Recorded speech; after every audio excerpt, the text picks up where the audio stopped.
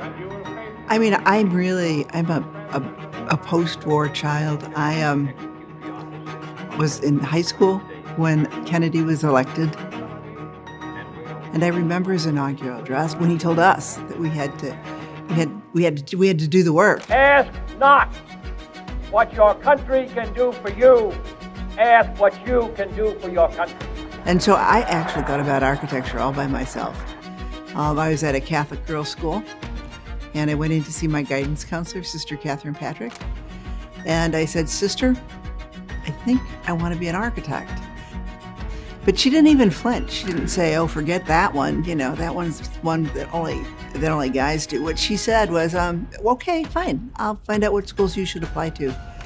And so I think one of the things about my career is I've been fortunate to have a lot of support from my family, from my community, and that's essential for success.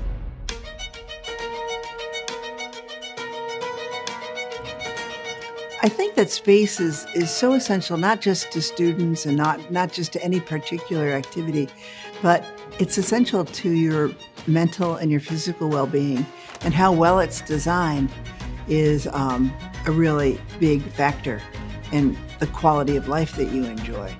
It's really interesting because the work that we do in my studio, it might be considered sort of on the edges of architecture. We do a lot of infrastructure. The Chicago Riverwalk's a good example. But beyond that, we've done things that people generally wouldn't even consider as architecture. We do train stations, we do power plants. But for me, the important thing is these spaces do affect your life quality. In fact, design is a superpower to create the equity that our society demands.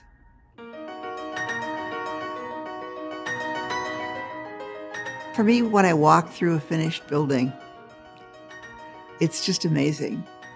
Actually watching an idea that came out of your collaboration with the community and with your colleagues, watching it assemble is just a fantastic feeling. When you walk through a space, you see the pieces going into place. It's an amazing feeling. That's the big win. To see a well-designed space in use, making lives better.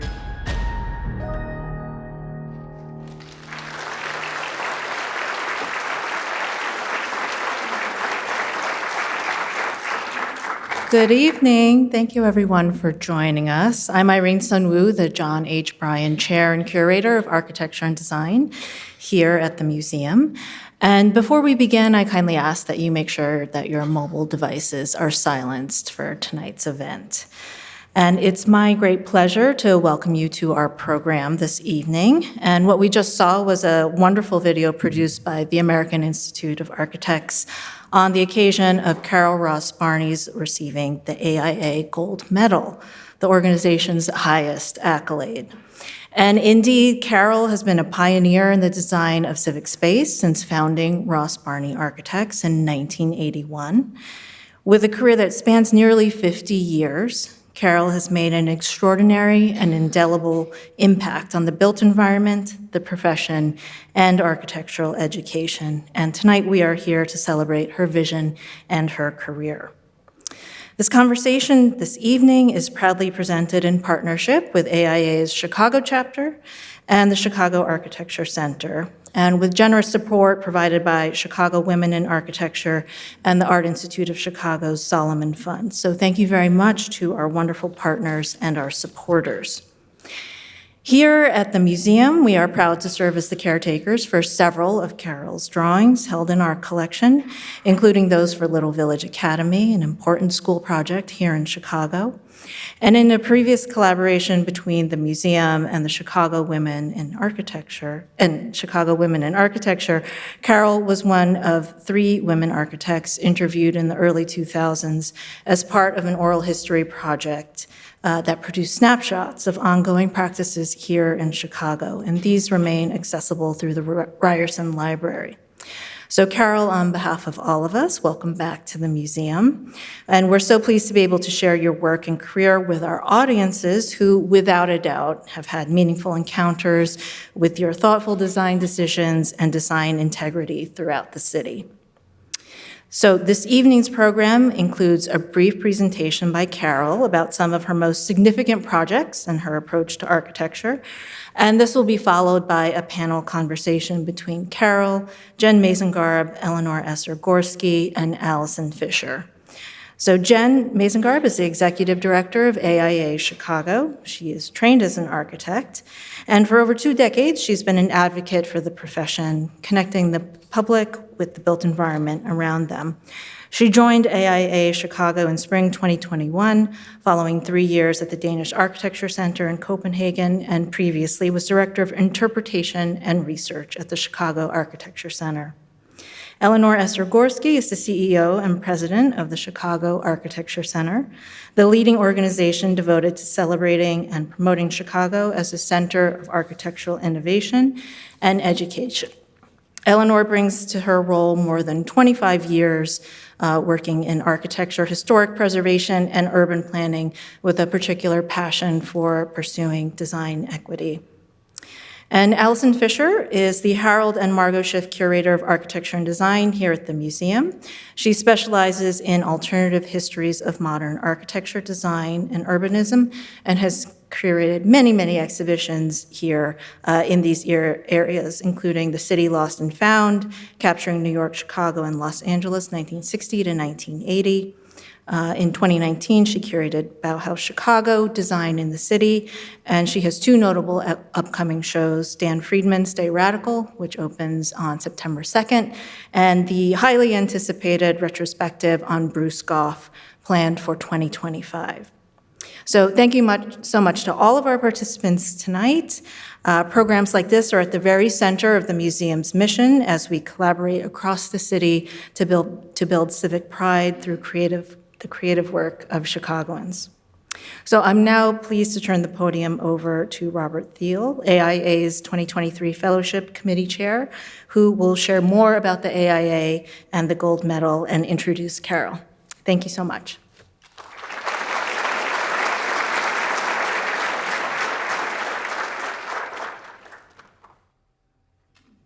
Good evening.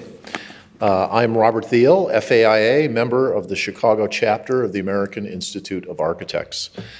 AIA Chicago is the collective voice for over 4,000 licensed architects, emerging professionals, architectural students, and allied professionals within the region, where we foster a culture of design excellence for equitable and sustainable places and spaces. I also serve as chair of the AIA Chicago Fellows Committee. Fellows are denoted with FAIA after the name and recognized with AIA's highest membership honor for their contributions to architecture and society. We're here this evening to celebrate one of our most significant fellows, Carol Ross Barney, FAIA, and 2023 AIA Gold Medal winner. For more than 4 decades, Carol has been a leader of civic design that betters the daily lives of all. Her thoughtful and transformative projects, almost all of which exist in the public realm, are ingrained with hope and serve as the foundation of her remarkable career.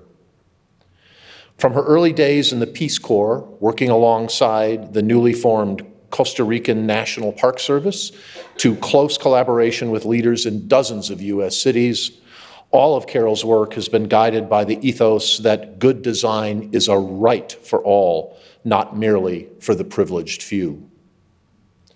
The Gold Medal is the American Institute of Architects' highest annual honor and considered one of the most prestigious awards in the world of architecture.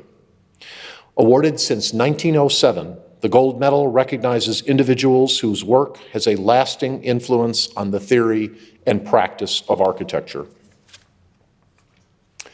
Carol's name will soon be carved into the stone wall on the outside of the AIA's national headquarters in Washington, D.C., alongside other renowned Chicago architects, including Howard Van Doren Shaw, Louis Sullivan, Frank Lloyd Wright,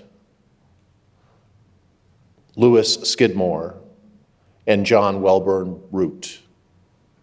But not since 1960, when Ludwig Mies van der Rohe was so honored, has another Chicagoan received the Gold Medal. As an unrivaled architect for the people, Carol exudes design excellence, social responsibility, and generosity. Throughout all of her work, she has endeavored to make the world a better place, and in doing so, made an indelible mark on the profession of architecture. Ladies and gentlemen, it's my honor to introduce to you the AIA 2023 Gold Medal honoree and award winner, Carol Ross Barney, FAIA.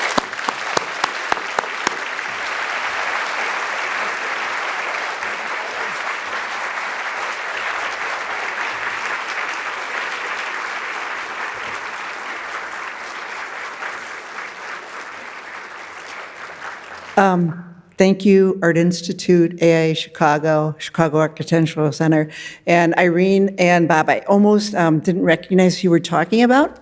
However, I have to show you, they actually did give it to me. So it's right here.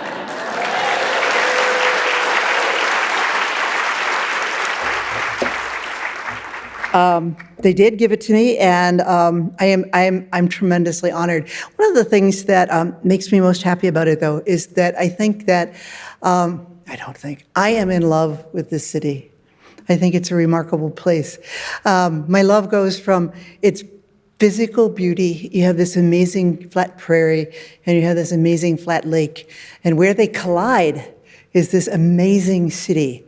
And this city's long been leader of architectural thought and innovation, and for not giving us a gold medal for 60 years, that is a sin, AIA. But I hope we get the next one too. You know, come on, we're on a roll right now. Okay, but I am a native. I was born in Chicago. For those of you who are Chicagoans, I was born in Grant Hospital. I went to the University of Illinois in Urbana-Champaign. This picture, this photo is about the year I started. I started school there in 1966. The picture of the class next to it is not my class. In fact, that's the first graduating class of at the U of I School of Architecture. That's Nathaniel Ricker, who was then dean. But I'm showing it because it was really different than my class. You notice there are no women in this class? Okay, there were 13 women in my class of 300. So we're making progress. And I'm telling you that because a lot of times I think architects don't want to talk about being women architects, but the truth is I think that it's something that has to change, and I'm glad to be one of the people who can help change it. It's true I was in the Peace Corps. I was in Costa Rica. When I was in the Peace Corps, it was not the luxury vacation country it is now, and I actually lived in places where we had no power, and worked creating national parks for Costa Rica. And for me, it was a very important time because it added to my idea that we, in fact, do need to save the planet. It was my first encounter with it, with heavy-duty environmental and ecological work, and it really set a lot of what I think today. The next picture is me playing on the Holabird en route softball team in Grant Park, and I came back to Chicago after a Peace Corps service and started my career here. And I want to talk. I want to talk a little bit about people who helped me. In the little video, I talked a little bit about having a great family and community. But I think that a lot of times people don't get recognized as mentors. And so I want to introduce you to three of my mentors. The handsome gentleman it'll be, let's say, on your far left, is John Holabird. I started at Holabird right out of the Peace Corps. And the first day, Holabird was a huge company. They had 300 architects then. And we had this big drafting room because we had no computers. And I was sitting at my table. And John Holabird came along. And he said, "I'm John Holabird. I just want you to know that I'm the last of the Holabirds. I only have daughters." And so that was my introduction to John Holabird. But he taught me,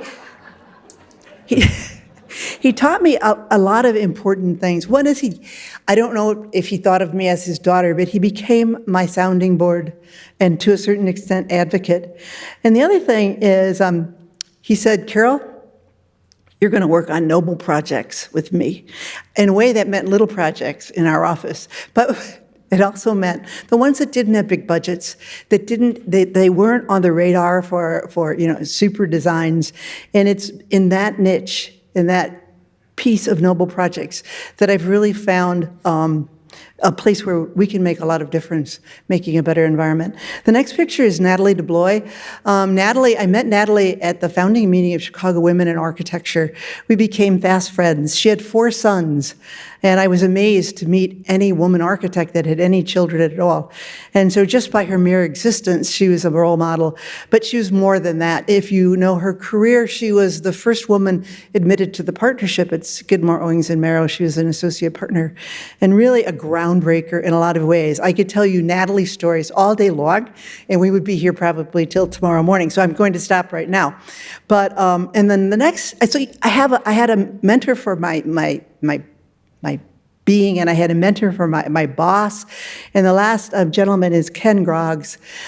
Ken was a state architect and director of architecture for Chicago Public Schools. He also was the founding member of NOMA, the National Organization for Minority Architects. Ken and I served on AIA board in the 70s, and he had just started a firm, and I had just started a firm. And I told him, man, Ken, I don't know how to get any commissions. And he said, come to my office. And okay. And so I showed up at his office, and he took out his Rolodex. I think you all remember what Rolodexes were. And he said, take out a pencil, take out your paper, because I'm going to tell you who to call.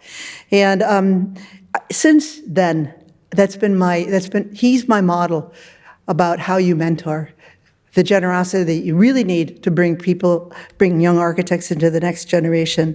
So we've been working at Public Work for a very long time. This is one of the first commissions we got. Okay, young architects. It took us 7 years to get this commission from when we opened the doors to when we actually got the job. And I learned a lot of important things. I learned that one is you don't go after the job, you go after the idea, you go after the what you want to be in society, and you go with people you know and you believe in.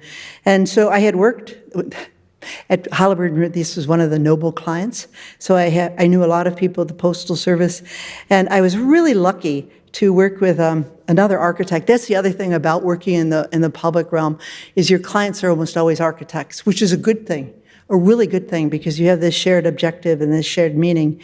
That's Fred Gleave, who was my project manager, and we had this really funny site out in Glendale Heights. It was an industrial park. Whoever thought of a post office at an industrial park? So we had this idea that we would make it a billboard, and he said, yes, of course, why not? And it became a successful project for the Postal Service and for us. And it led to other public commissions. We were really lucky to work for Chicago Public Schools pretty early on. This project was completed in 1994. It's in back of the yards. And it has this really funny site. The site is 100 feet wide, 400 feet long. And it faces houses on one side and backs up to an alley on the other, and then commercial buildings. And so we decided that we wanted to make a very neighborhood-oriented building, that we'd have a front lawn, and that it would have an alley side. And it was very inexpensive. Those are bearing walls, so we couldn't even afford the structural columns. No, I'm kidding about that. I see some structural engineers out there, so anyway. It was a really interesting project, because we were also working in a port of entry neighborhood, and we had a few community meetings. They weren't as popular as they are now, and I'm going to talk about that more. That's a good thing that they are more popular now. But we were working with a mainly a Mexican community, and they said, well, make this building about us. And so we talked about that, and you can see we had this sort of, this is a very light interpretation of a pyramid. And it was so popular that it became a community center. So sometimes it's just inclusion in the conversation. It makes a building successful. It makes it popular. And you can't be a friend and a neighbor until you're popular. Then CPS asked us to build another building for them. They asked us because it had the same size site, 100 feet by 400 feet. And they wanted to just build the same building. But this one was different because it had a commercial, had stores across the street, not houses. So we said, well, we'd like to do something different. And they said, fine, as long as you don't charge us more money. And those two buildings, though, were so interesting for me to work in port of entry neighborhoods because they had such a big effect on the community. The alderman for this one, which is Little Village Academy, called it his city hall. And this is a need that I don't know if I would have even realized it without really talking to communities. Half of the inspiration for good architecture is for the people that they're for. Both of those neighborhoods are still tough neighborhoods, but one of the ideas that we were trying to accomplish was the idea of sanctuary, the idea of safety, the idea of a place of rest. And so in 1995, you probably remember this event, the worst act of terrorism on American soil. Domestic terrorists destroyed the Alfred P. Murrah Federal Building in Oklahoma City, and the U.S. Congress decided they're not going to be scared. They're not going to be scared away. They're not going to be backed down. They would rebuild this building. It was a special appropriation, and they put out a call for architects. And my partner Jim Jankowski and we threw our hat in. One of the reasons was we had never been to Oklahoma, and was one of the 50 states that we still had to visit. But it was really important because. We'd never worked outside of Chicago before. And we showed them those schools, and they selected us to do the commission because that's Ed Feiner, by the way, the patron saint of good public architecture, head of the Design Excellence Program. But in any case, they said that our idea about making sanctuary was what this building needed. It needed to be a place that was safe, but open. And so we won that commission. It was the first time we worked outside of Chicago. It was great. I learned so much. I went down there, and I realized that all my designs in Chicago had been based on the fact that I'm a Chicagoan. I know this place. And so I got there, and I got really scared. I was like, oh, my God, I know nothing about Oklahoma. So I spent 2 weeks traveling around Oklahoma. I was a total wonk. I knew more about Oklahoma than anybody, but I didn't know the essence. And one of the things that was really nice about this building is the GSA sponsored a meaningful public engagement. We talked to the employees from HUD that survived the bombing. We talked to the people of Oklahoma City, and that has been a basic tenet of my practice. You have to talk to the people. I talked about Natalie balancing personal life. So I'm going to show you a little bit about mine. I do have 3 sons, and I have 2 grandsons, so that must mean I'm a specialist. And my advice to balancing careers is everybody does it in their own way. My son, by the way, the other picture up there is my son Ross. He is an architect, so it wasn't so terrible growing up looking at buildings all the time, I guess.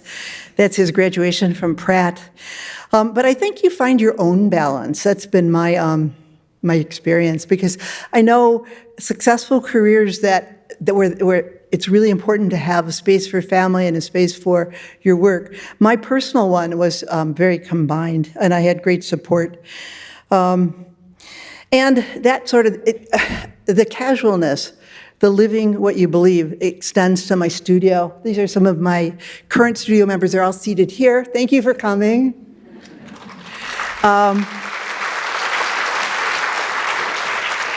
We have, for many years now, been more diverse than most architecture offices are. I regard it as a blessing. I think that I'm so glad that women and minorities seek us out.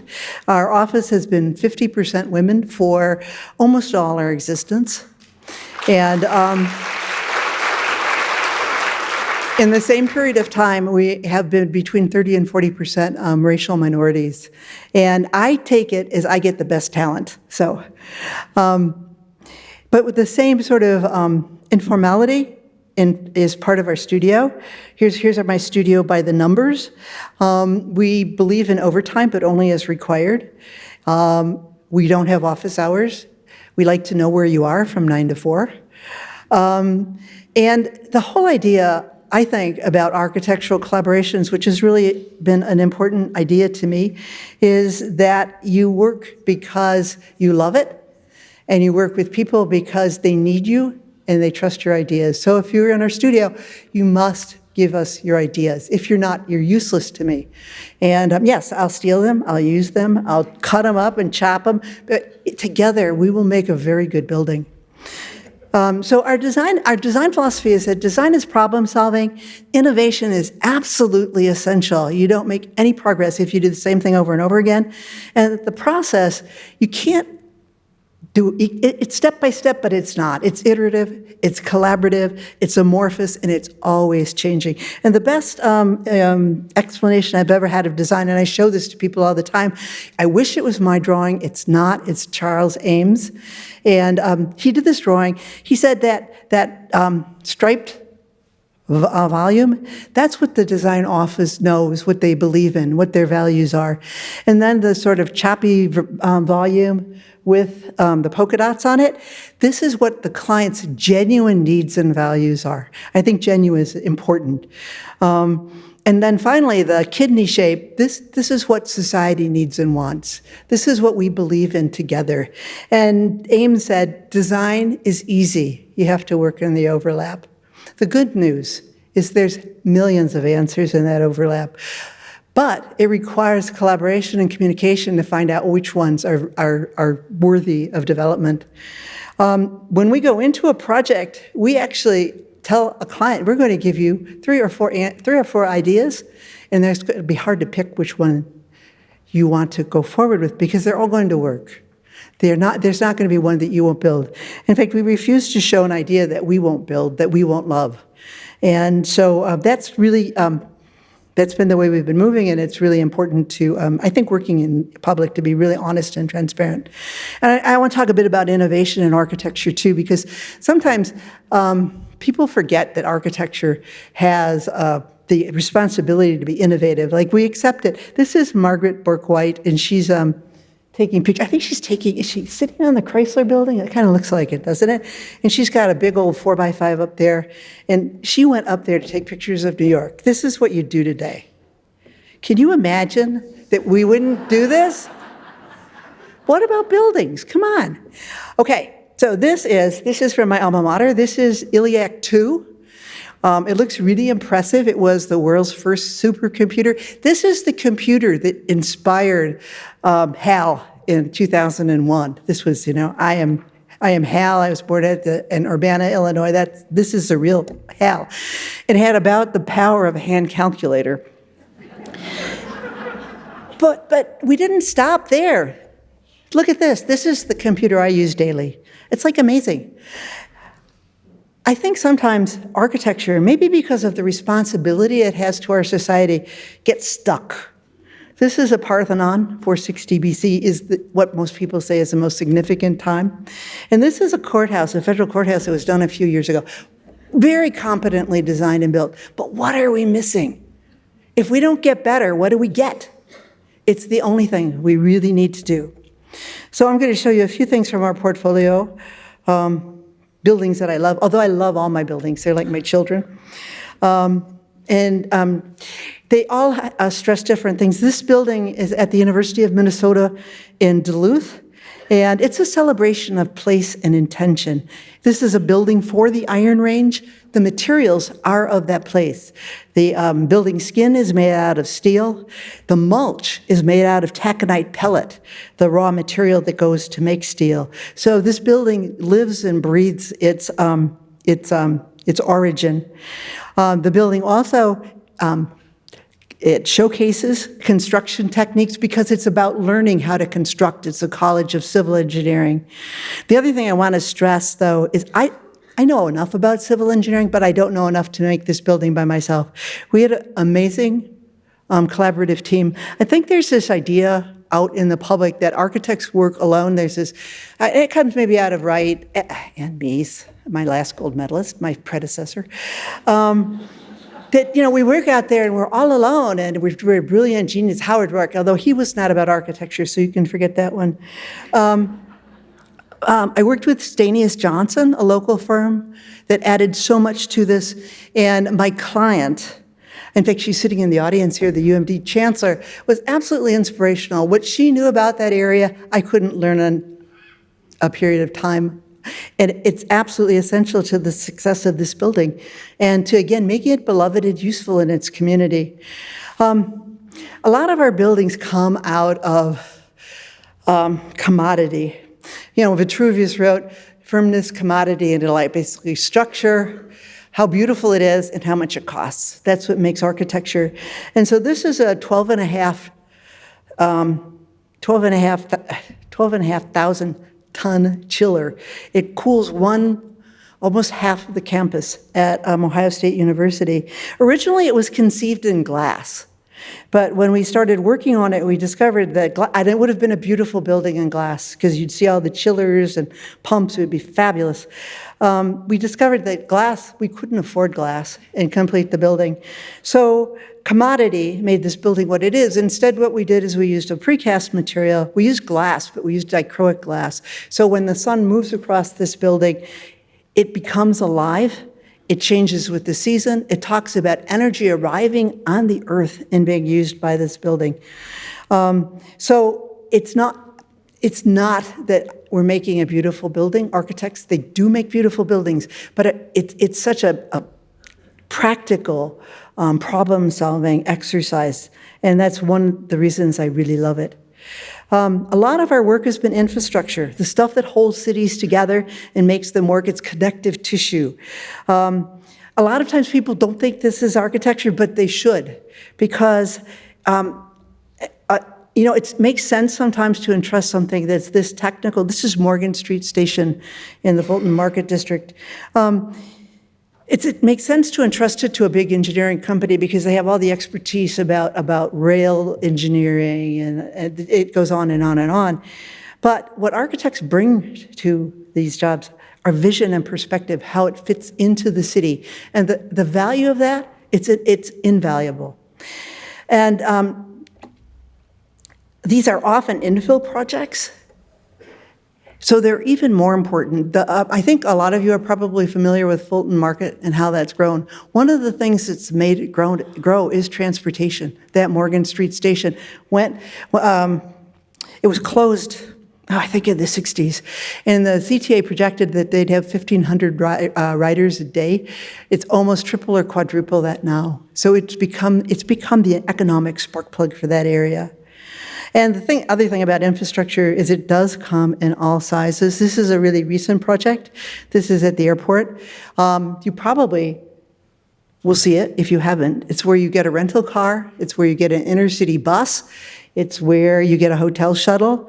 And it's sort of the flip side of the coin. This building is so big. It has 15,000 parking spaces in it. It is over 1 million square feet. And it is... It costs $750 million. And the thing that's important, though, is the same ideas, the same space making a space that is friendly to people, that's light-filled, that's interesting, that is easy to maneuver. Those same values go from the small station to this very large facility. And so we've developed this love for making infrastructure, this non-architecture. Looking at this one, this took 15 years of my life. And if I told you that I wasn't surprised by its success, I would be lying. If I told my mother I was going to go sit and have a picnic on the Riverwalk, she would have laughed. I mean, it was really a disgusting place to be. And to witness a transformation from being that to the heart is really, really nice and important. I also want to mention, again, that we don't do this by ourselves. I have collaborative partners. For this, Collins Engineer was was a prime consultant for phase 1, and then Sasaki from Boston was a prime consultant for phases 2 and 3. And I had an absolutely brilliant landscape architect. I call her the landscape architect of Chicago, Terry Ryan, who worked on both phases. And it's by working together that you can produce this type of understanding of a city. I mean, and I'm just mentioning top consultants. We had a marine consultant, we had a history consultant, we had a wildlife consultant, and they all added so much to this project. And sometimes projects like that have a life of their own, because what happens to them is they start basically giving birth to other projects. This project, Our Great Rivers, we worked with the Metropolitan Planning Council of Greater Chicago, commissioned by Mayor Emanuel. It was a look at the rivers of the city when the Riverwalk was such a success. The question was, we have 34 miles of lakefront.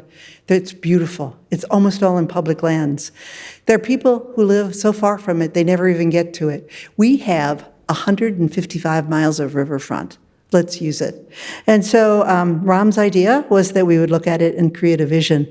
And that vision is living. It's being created today. Our particular role was to help people accept this and envision it. This is a little piece of it. This is a collateral channel, which is on the South Branch. And the idea here was, well, yes, there's this little leftover canal. What can happen to it? Why not turn it into a swimming river? And that type of visioning, I think it's essential to loving your city and to figuring out how to live in it in a really healthy way. I also think that white paper advocacy, we just finished this project with Active Transportation Alliance. They were our partners. This project visions adding another layer to the Riverwalk, this already popular space, to take some of the lanes out of Wacker Drive and turn them into space that complements the Riverwalk, and bicycles. So we're doing the active transportation. I think that citizen architects, it's one of the pieces of my role that I love the most, is talking about my city.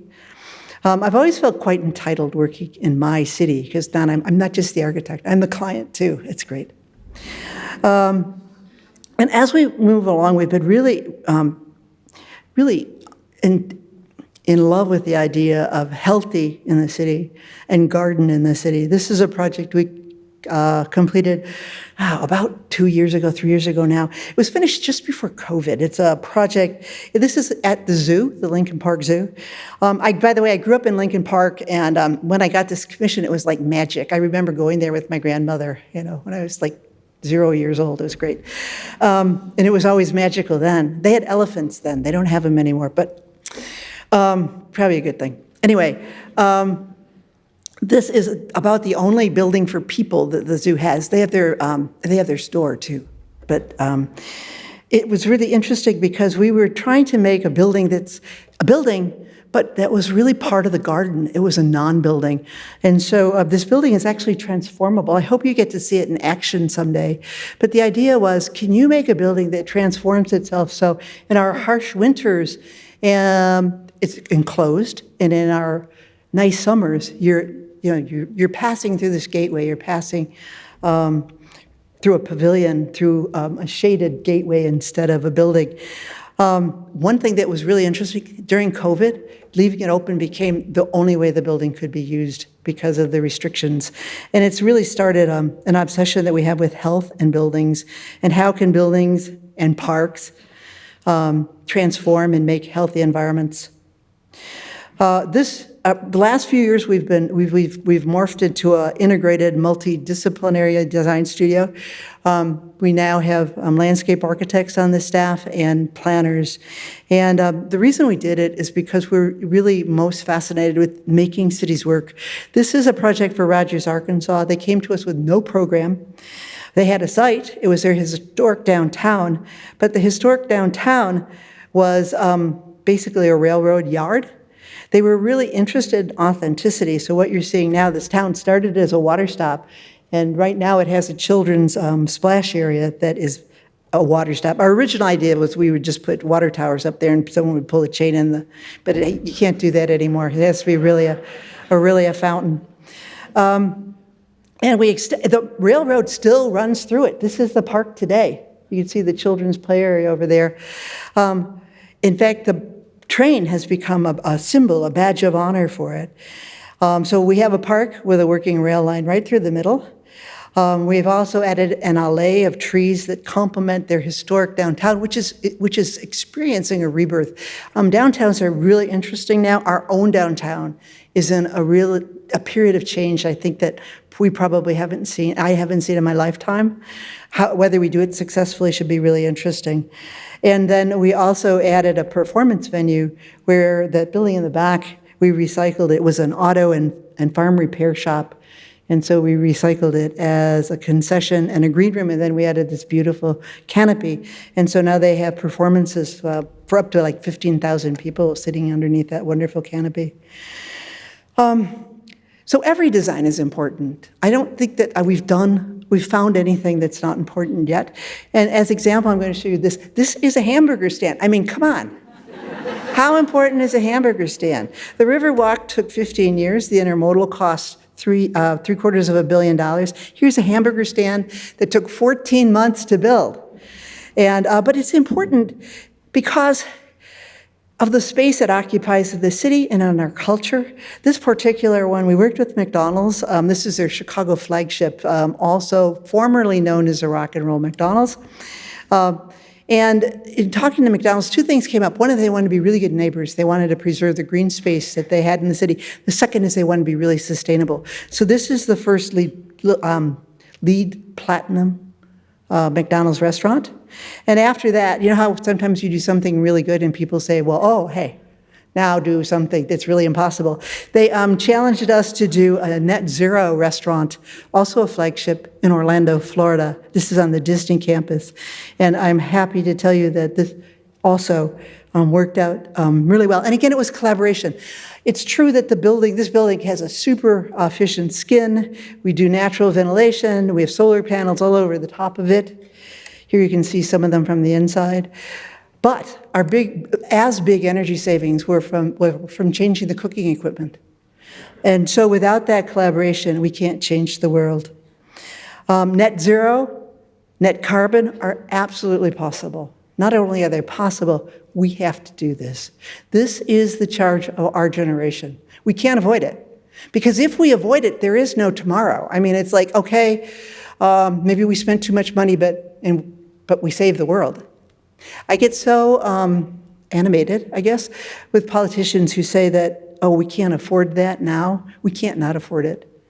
Anyway, I'm going to close with the project that we're working on now that's really dear to my heart, being a Chicagoan. We're doing DuSable Park. We're doing this with Brook Architecture, Ramona Westbrook, and again, a great collaboration. But there's this little piece of land at the mouth of the river, sort of in the shadow of the would-be spire. And Harold Washington dedicated this park in the 1980s to DuSable. So this is Founders Park, Chicago. And the conversation has been so interesting. I've learned so much, and I've been here my entire life, and I'm still learning. We're really looking forward to it. We think it will be a park that works in the fall and in the winter. And we want it to tell Chicago's story, to bring people together, to have them talk about their history and their future. And that's why I do architecture. So thank you very much.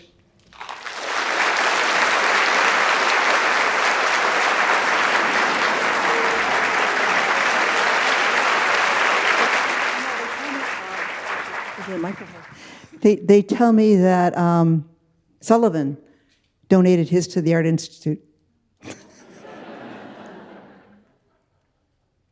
It may be true. I haven't seen it, but I will inquire with our archivist tomorrow. So Carol, thank you so much. I think it is just astonishing to hear this incredible way that you weave this thread through all of your projects. My name is Alison Fisher. I forgot to mention. I'm curator in architecture and design here at the museum. And we are just going to follow up this incredible lecture with a few questions to dig deeper into a few of the topics that you brought up in your lecture. I'm joined by Jen Masengarb, who's Associate AIA and the Executive Director of AIA Chicago, one of our partners for this program, and Eleanor Gorski, the CEO and President of the Chicago Architecture Center. And we're just so thrilled to be able to share the stage with you and talk a little bit about your career and what excites you. Carol, I get the first question, and you've shown through your presentation the innovative solutions that you and your firm have come up with for some of the most pressing urban and social issues. You mentioned downtown, so I'm going to ask a tough question. Our downtown, as you mentioned, is facing a lot of changes post-COVID. What innovative solutions can you think of that perhaps you're discussing in your firm, or ideas that you would like to see pursued to bring the downtown into the future? I think that what I'm talking about is if you walk downtown today, I mean, there's a little bit of rebirth after COVID. Everybody says, oh, COVID really changed our downtowns. That's true. But the change was happening already. COVID probably accelerated it, but we were changing because the way we communicate and where we live and how we shop, the basic things we do, were changing. And I think COVID just really accelerated it. So if you walk down, we've been really concerned with LaSalle Street. And I think, by the way, the city's program for LaSalle Street is brilliant. I hope it works. But when you walk down LaSalle Street, 35% of the retail spaces are vacant. And then if you look in the office towers, about a similar number, a little bit less, of those offices are vacant. So we have an empty city. What do you do with an empty city?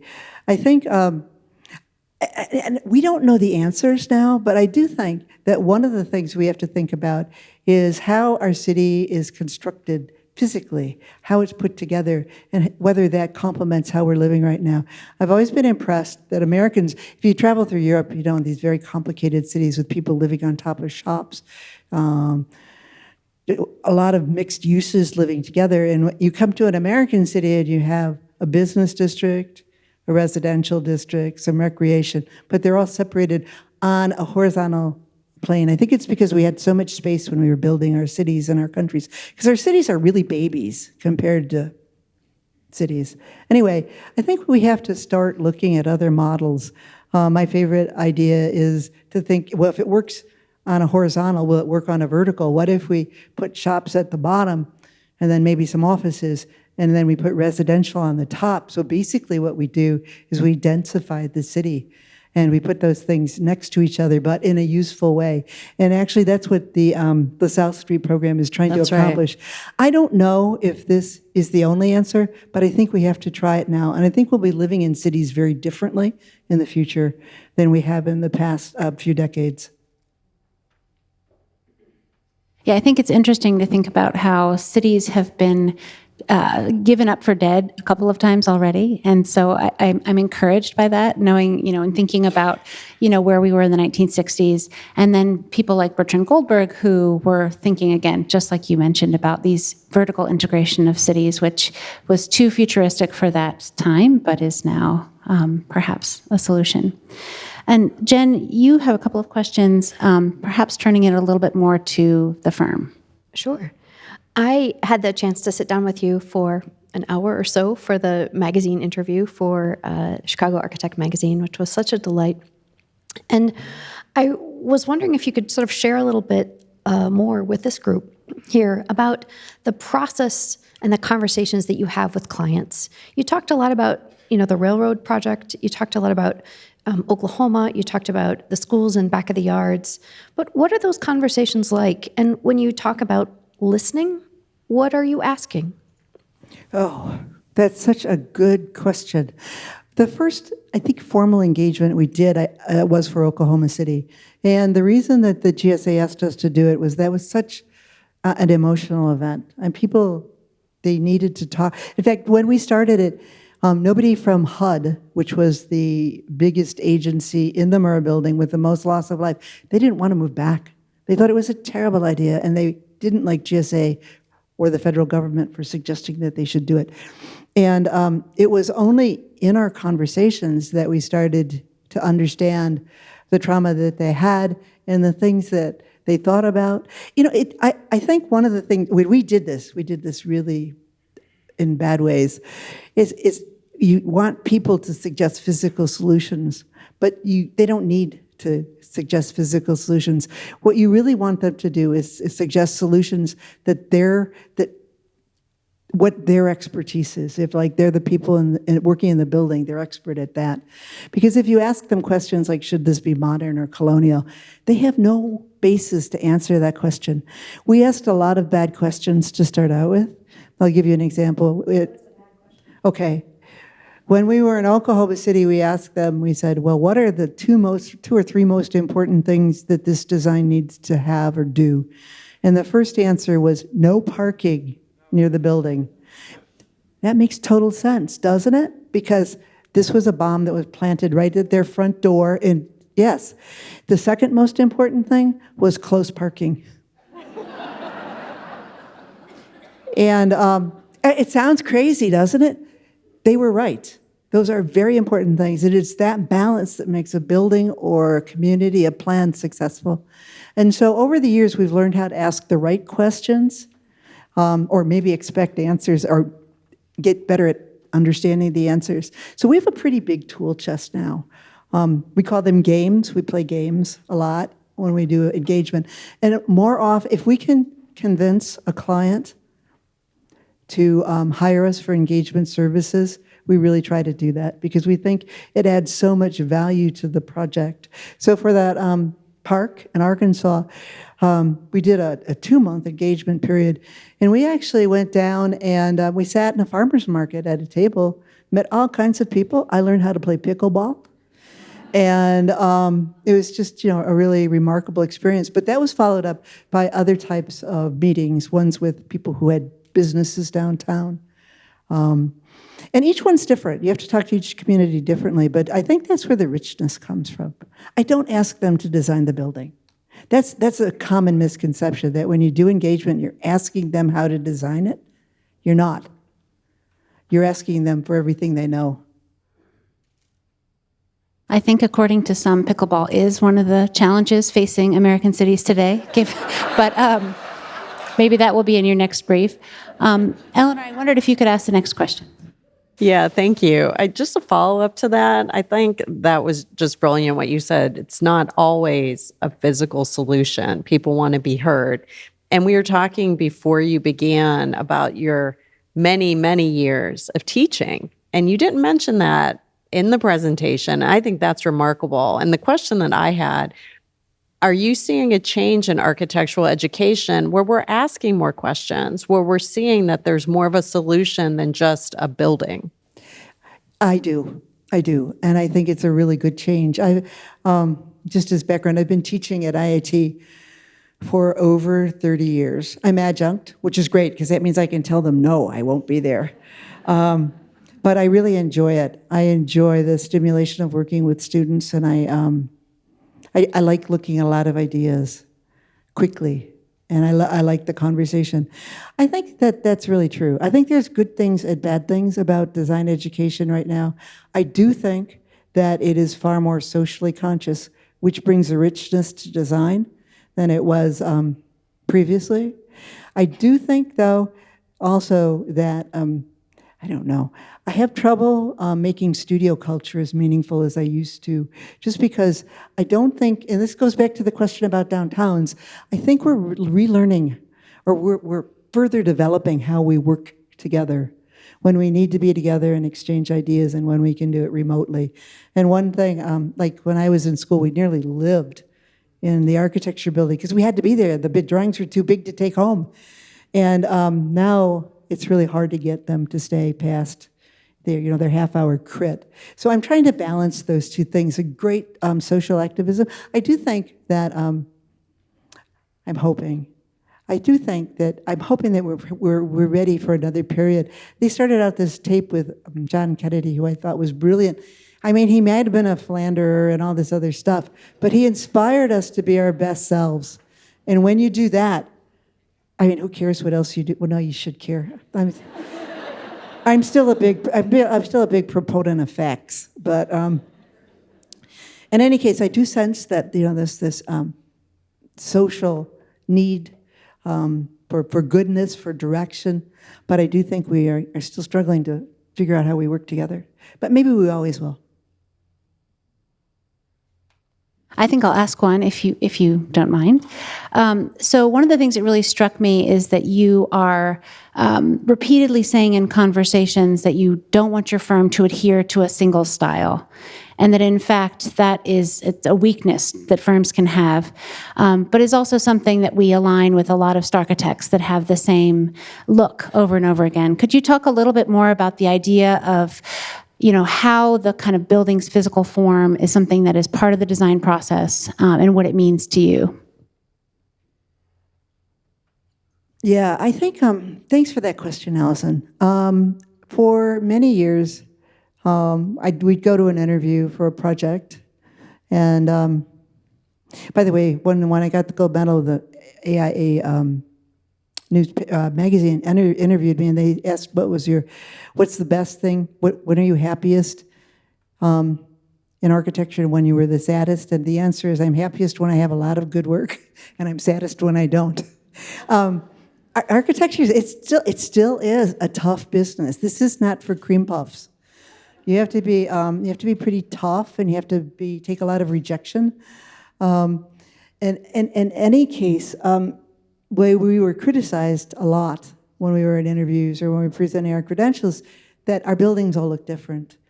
While it hurt, I never believed in the commoditization of buildings. I think buildings, because they're built on one spot on the earth, they need to be different.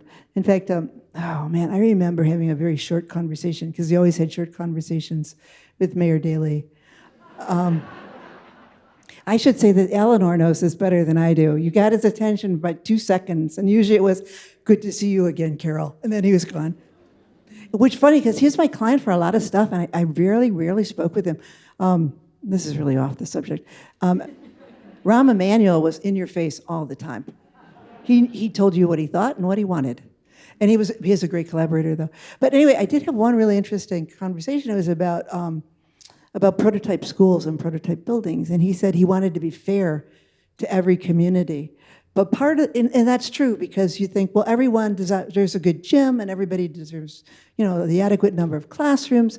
But the thing about the prototype building is they weren't fair to the sites that were available and to the traditions and heritage of the communities. And so that's why buildings need to be different. That's a long answer to your short question. They all are different. Yes, and the people are different. And the other thing, I think, I like to think that there's at least a half dozen, a dozen, 100 solutions that I would like to build for every problem that we've been asked to solve.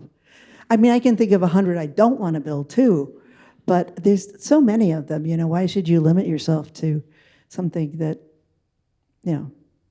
So this is sad. I feel like we could talk for 3 hours, but we did want to save some time for questions from the audience. So I think that there are staff members who have microphones, so please raise your hand if you'd like to ask a question.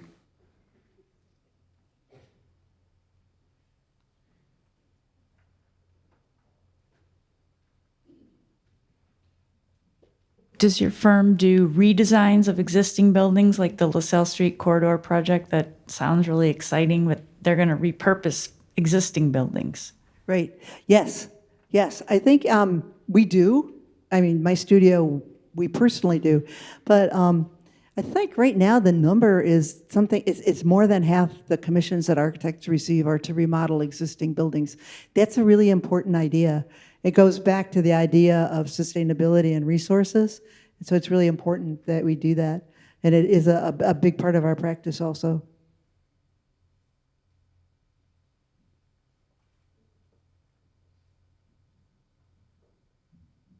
Hi, I'm on an artist's budget, and I'm just wondering if you could recommend any prefab firms or anything. I don't mean to be insulting, just there's so many out there, and I'm trying to figure out what's a sustainable, durable product that I could afford, maybe.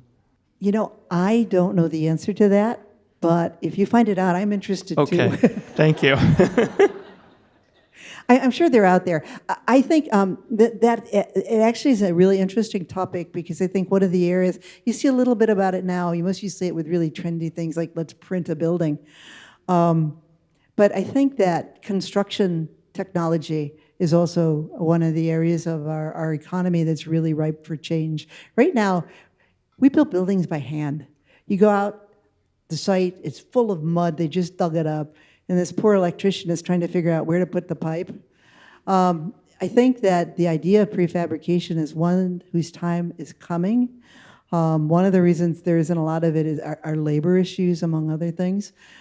It's more complicated than I'm making it here, but I do think it's an area that you could look at for the future. Your idea of having a house that you could buy prefabricated or to be printed or whatever. It's an idea that actually existed in an American business previously. So I think that it's actually bigger, that we'll be doing it for big buildings as well as small buildings, prefabricating all kinds of pieces. I think we can take just one or two more questions.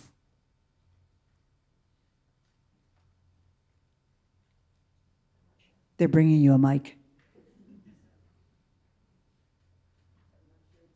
Question if I picked one, but I was wondering about, especially with COVID and such, getting things healthier. It always seems to me like schools and hospitals, the most germ-producing places, have closed windows and sealed things and aren't really designed to be the healthiest. I wondered if you'd ever done any work on anything like that. Yes. I think that one of the things that we're still learning to do, we're working on a really interesting project now. I think that one of the things that we are learning as a culture, as a society, as an economy, and that architects are learning are how to balance some of the demands for energy conservation and health. I think they're linked. I think that in the future they'll be together. For example, the McDonald's building that I showed you in Orlando at Disney World is naturally ventilated. We found that, which is more healthy. I mean, you can imagine. We found that if we shaded and ventilated a space, if we made the air move, in Florida, you don't have to cool it 65% of the time. And so it's just promoting those ideas. And we're going to get better at it. I'm convinced that we have to, both for energy reasons, for sustainability reasons, and for health reasons, which are the same thing. I think we can take one last question.